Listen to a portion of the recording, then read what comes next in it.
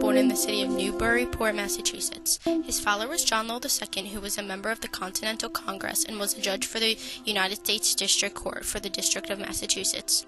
His mother was Susanna Cabot.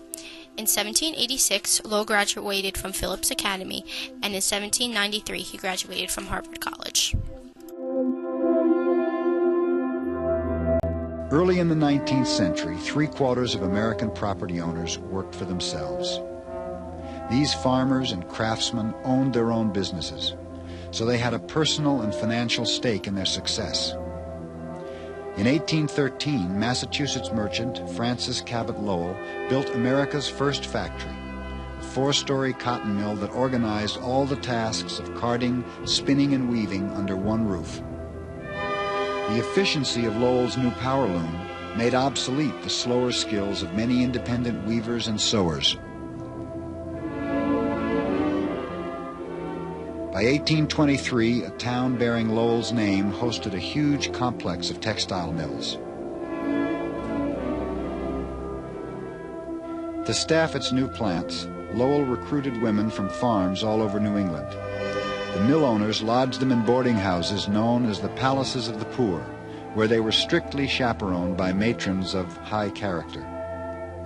The Lowell girls, as they were called, gave up the self-sufficiency of farm life for a weekly wage. They were soon joined in the mills by immigrants and the independent weavers and sewers whom the new factories had replaced. Since there are no surviving portraits of Lowell, this profile is commonly used.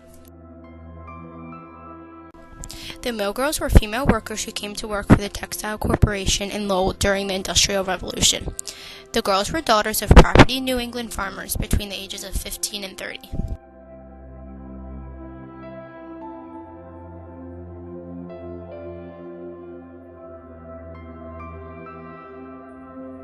In the years following the Revolutionary War, the way of life in Massachusetts changed dramatically as a result of the Industrial Revolution, and the state soon became the manufacturing center of the nation.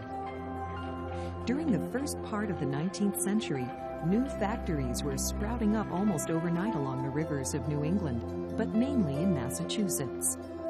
That was because industrialists had begun to use newly invented water-powered machinery to manufacture products, mostly textiles, rather than simply relying on human muscle power to run the machines.